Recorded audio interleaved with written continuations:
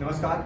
हाल ही में 5 राज्यों के विधानसभा चुनाव हुए हैं। 4 राज्यों के चुनाव परिणाम कल आ चुके हैं और चुनाव परिणामों ने सभी को चौंका दिया है। कोई भी राजनीतिक विश्लेषक, कोई भी मीडिया संस्थान, कोई भी एग्जिट पोल ऐसा दावा नहीं कर रहा था कि भारतीय जनता पार्टी इतना ऐतिहासिक विजय करेगी और 3 राज्यों में पूर्ण बहुमत के साथ सरकार बनाएगी। सर्वप्रथम इस ऐतिहासिक विजय के लिए भारतीय जनता पार्टी के शीर्ष नेतृत्व, राज्य नेतृत्व को और सभी वोटरों को हार्दिक बधाई, शुभकामना।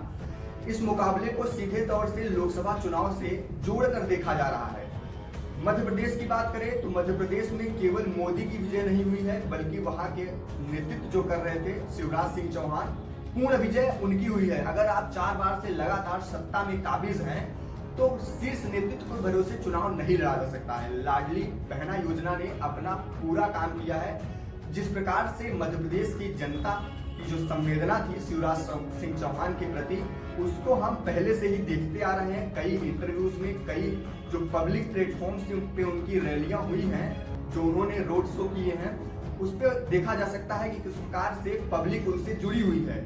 कई बार क्या होता है, आप जब सत्ता में आते हैं तो आपके जो अहंकार का लेवल है वो भी कुर्सी के साथ साथ बढ़ता जाता है। लेकिन इतने सालों से मध्य प्रदेश की सत्ता में होने के बाद भी जो शिवराज सिंह चौहान का जुड़ाव जनता के साथ रहा है, ये नतीजे सीधे तौर पर उससे जोड़ते हुए दिख रहे हैं। बिल्कुल शीर्ष नेतृत्व ने बखूबी भूमिका निभाई है।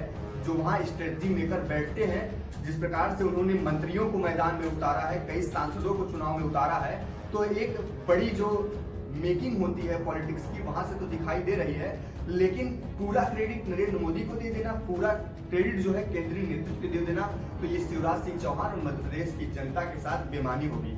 अगर बात हम राजस्थान की करें तो राजस्थान का जो चुनाव परिणाम आया है, कांग्रेस को जनता ने नहीं हराया है, कांग्रेस को उसकी अंतर्कलह ने हराया है। जो ट्रेंड चल रहा था सचिन पायलट वर्सेस अशोक गहलोत का, इस ट्रेंड ने राजस्थान के चुनाव को, राजस्थान की सत्ता को कांग्रेस पार्टी से छीनकर उस मुकुट को सीधे तौर पर भारतीय जनता पार्टी के सर पर सजाया है। एक नारा चल रहा था कि विधायकों तुम्हारी खैर नहीं, गहलोत तुमसे बैर नहीं। जैसे पिछले चुनाव में नारा चला था, मोदी तुमसे बैर नहीं, वसुंधरा तेरी खैर नहीं। अब अगर हम दोनों पार्टियों में विश्लेषण करेंगे, दोनों पार्टियों में कंपेयर करेंगे, तो भारतीय जनता पार्टी हमेशा सत्ता रिपीट करने में विश्वास करती है। लेकिन वहीं राजस्थान में कांग्रेस ने चेहरे रिपीट करने पर विश्वास किया। उनको सत्ता से कोई मतलब ही नहीं था। जो विवादित चेहरे थे, जिन पे जनता का पूरा रोष था, उन्होंने जनता की भावनाओं को पूरा किनारे करके फिर से उनको टिकट दिया। अशोक गहलोत लगातार दावे कर रहे थे कि मुख्यमंत्री वही रहेंगे। एक कारण ये भी रहा राजस्थान में कांग्रेस को हारने का। जबकि आप देखेंगे 20 वर्षों से सत्ता पर स्थापित होने के बाद भी एक भी बार शिवराज सिंह चौहान ने ये नहीं कहा कि नेतृत्व उनके ही हाथ में रहेगा। उन्होंने हर इंटरव्यू में, हर पब्लिक सभाओं में यही कहा कि शीर्ष नेतृत्व अगर कहेगा तो मुख्यमंत्री बनेंगे, नहीं तो जो बनेगा उसके साथ मेरी शुभकामनाएं रहेंगी।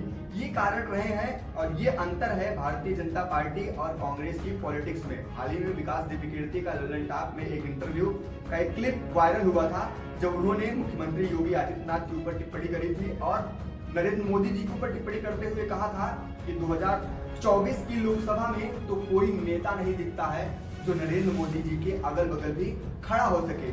आज की वर्तमान परिवेश में और आज के राजनीतिक जो परिवेश है, इसमें नरेंद्र मोदी से बड़ा सक्षम नेता भारतीय राजनीति में तो कोई और नजर नहीं आता है।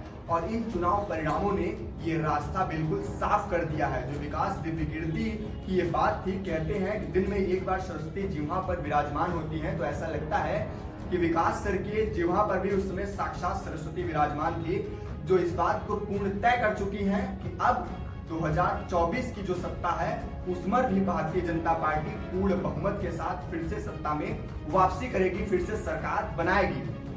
अगर हम छत्तीसगढ़ की बात करें तो ऐसा कहा जाता है छत्तीसगढ़ की सत्ता धान के खेतों में उगती है।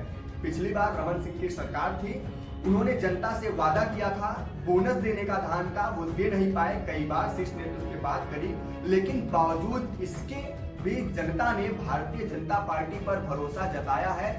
तो उनका जो पॉलिटिकल स्ट्रेटेजी है, इसको तो मानना पड़ेगा। जिस प्रकार से मीडिया दिखा रहा था कि भारतीय जनता पार्टी छत्तीसगढ़ हार रही है, पूर्ण बहुमत के साथ वहां सरकार बनी है, अब देखना ये होता है कि इन तीनों राज्यों में मुख्यमंत्री का चेहरा कौन होता है। राजस्थान में क्या सिंधिया के ऊपर फिर से भरोसा किया जा सकता है, वसुंधरा को फिर से बनाया जाएगा, या फिर कई जो विश्लेषक कह रहे हैं कि ओम बिरला को भी लाया जा सकता है, या योगी बालकनाथ वहां के मुख्यमंत्री बनेंगे।